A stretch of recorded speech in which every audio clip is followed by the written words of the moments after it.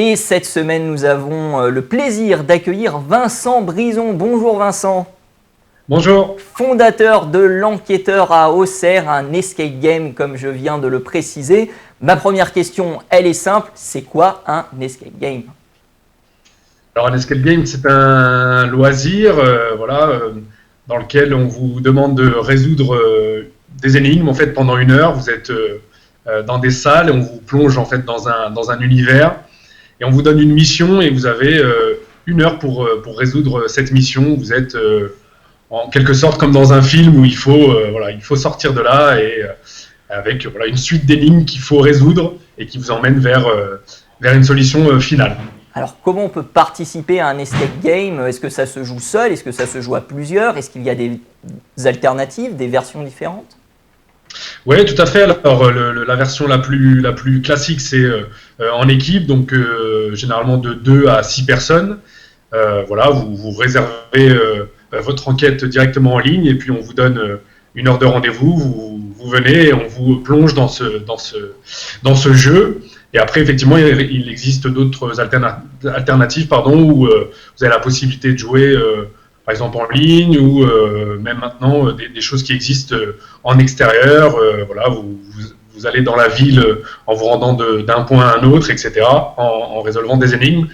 Mais la vraie version de l'escape game, c'est vraiment en intérieur pour vraiment créer une ambiance et être totalement immergé dans cette ambiance. Alors justement, Escape Game à Auxerre, peut-être faire un historique de l'enquêteur, puisque je sais que vous aviez plusieurs scénarios et un autre d'ailleurs qui arrive bientôt, d'après ce que j'ai compris. Oui, exactement. En fait, nous on a ouvert début 2019, parce qu'on était, avec mon associé Alexandre, on était vraiment des passionnés d'escape game, donc on attendait qu'un escape game arrive dans Lyon.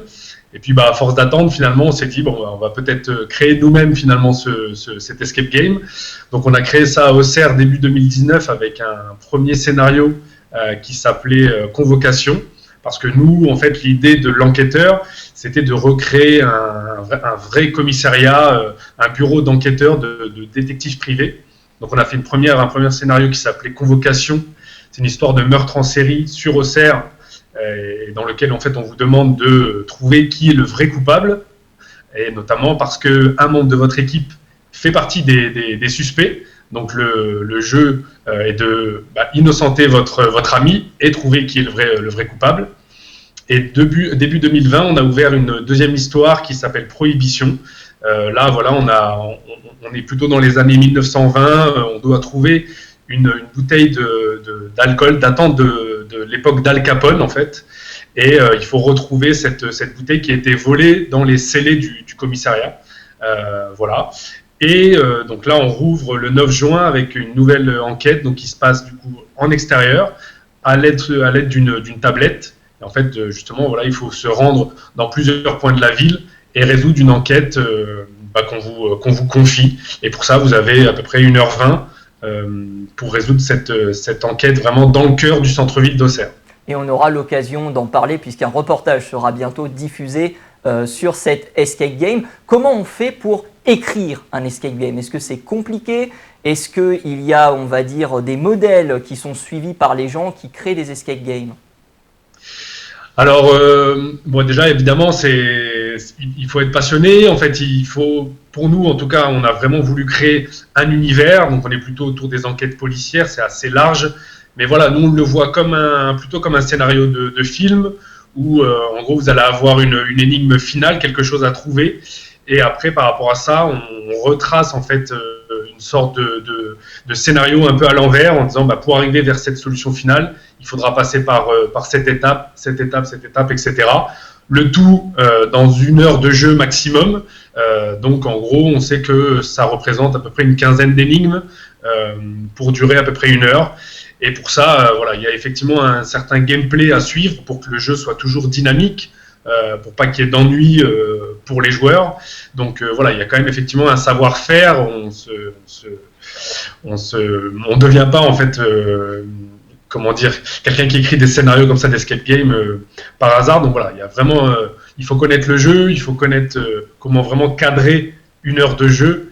Et je vous dis surtout créer quelque chose qui est assez passionnant, assez dynamique, pour que tout le monde passe un bon moment. Ça s'appelle L'Enquêteur, c'est par Vincent Brison. Je crois que vous avez un collègue qui vous aide, du nom d'Alexandre, si je me souviens bien. C'est ça. Exactement, mon associé Alexandre Chemin. Ouais. C'est à Auxerre et on aura l'occasion de vous rendre visite pour découvrir ou peut-être redécouvrir pour certains qui ont déjà fait des escape games en extérieur, la nouvelle enquête, la nouvelle affaire. D'ici donc le 9 juin, vous rouvrez, c'est ça? Exactement. Eh bien, merci. On a hâte de retrouver le joueur. Merci Vincent Brison de votre amabilité pour cette interview et nous vous souhaitons à tous un bon week-end. Merci à vous. C'était les 5 dernières minutes.